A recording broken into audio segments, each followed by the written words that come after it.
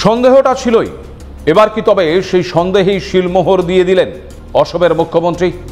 জুবিন গর্গকে কি তবে হত্যাই করা হয়েছে? পরিকল্পনা মাফিক খুন করা হয়েছে অসমের ওই মনের মানুষটাকে? ভাবছেন কি এমন হলো যে আবার জুবিনকে নিয়ে আমি আবার কথা বলছি? অনেকদিন আগেই জুবিনকে নিয়ে আরও একটি এপিসোড করার ইচ্ছে ছিল, কিন্তু বাংলায় এই এসআইআর সহ অন্য নানা ঘটনার ঘনঘটায় তার করে ওঠা সম্ভব হয়। আপনারা কি জানেন জুবিন আবার একবার গোটা অসমকে কাঁদিয়ে দিয়েছে? নিশ্চয় শুনেছেন যে গত 31শে অক্টোবর জুবিনের ইচ্ছা অনুসারে মুক্তি পেয়েছে তার শেষ সিনেমা রই রই বিনালে। জানেন কি, মুক্তির আগেই সমস্ত রেকর্ড ভেঙে দিয়েছে এই সিনেমাটি। সিনেমা হলে দাঁড়িয়ে কখনো কোনো ব্যক্তির জন্য দর্শকদের হাউ হাউ করে কাঁদতে দেখেছেন কি? জুবিনের শেষ সিনেমাকে কেন্দ্র করে মানুষের হাহাকার আরও একবার প্রমাণ করে দিল যে অসমের কাছে ওই জুবিন গর্গ শুধুমাত্র একজন গায়ক বা নায়ক নন। রিয়েল হিরো বা লিজেন্ড শব্দগুলো যার কাছে ছোট মনে হয়। এক কথায় জুবিন হলো সবার মনের মানুষ। তাই সিনেমায় গান কান্নার মাঝেও সিনেমা হলেও উঠে এলো ওই একটাই দাবি, জাস্টিস ফর জুবিন দা। আপনারা দেখতে শুরু করেছেন এডিটরস ডায়েরি। আপনাদের আরও একবার স্বাগত জানাই জুবিনকে নিয়ে আরও একটি এপিসোডে। রই রই বিনালে, যার বাংলা মানে করলে দাঁড়ায় থেমে থেমে কাঁদা।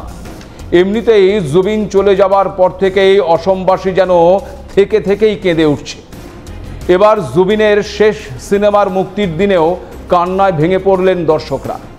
ভারতীয় তারকাদের সিনেমা মুক্তির আগে ফ্যানদের উন্মাদনা লক্ষ্য করা যায় বই কি, কিন্তু কখনো শুনেছেন ভোর 4:25 কোনো সিনেমার শো রাখা হয়েছে?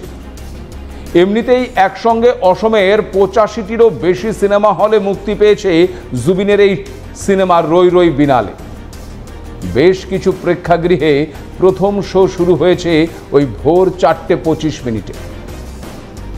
একের পর এক শো চলার পর শো শেষ হয়েছে রাত 11:50। আর প্রথম শো থেকেই সিনেমা হলগুলোতে লক্ষ্য করা গিয়েছে উপচে পড়া ভিড়। 23শে অক্টোবর থেকে সিনেমার টিকিট বুকিং শুরু হয়েছিল। তথ্য বলছে 48 ঘন্টার মধ্যেই সমস্ত টিকিট উধাও হয়ে গেছে।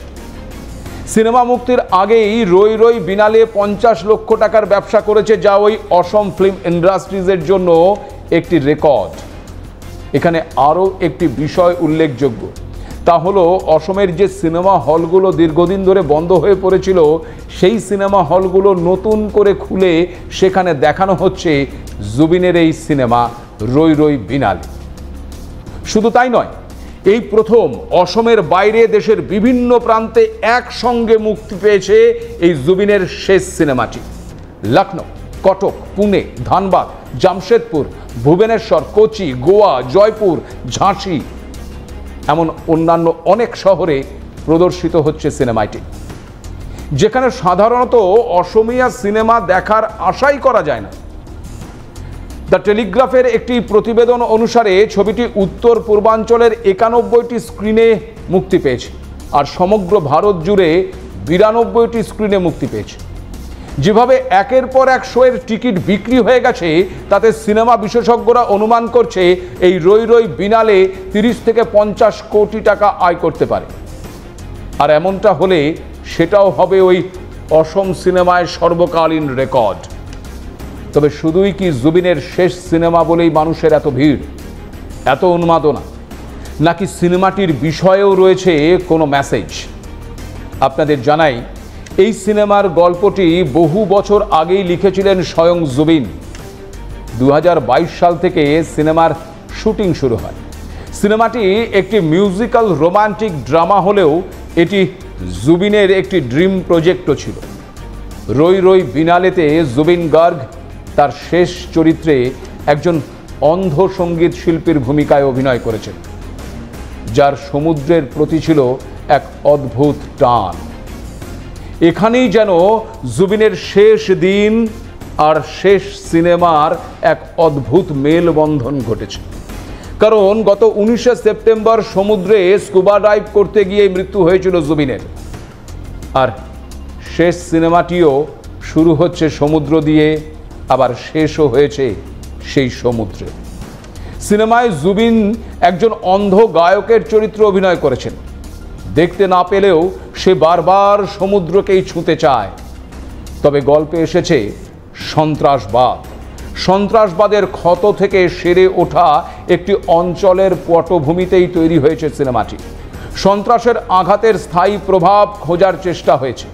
পাশাপাশি একটি প্রশ্নও ছুঁড়ে দেওয়া হয়েছে জুবিনের ওই শেষ সিনেমাটিতে, আর তা হলো শিল্প কি শিল্পীর সেবা করবে নাকি মানুষের?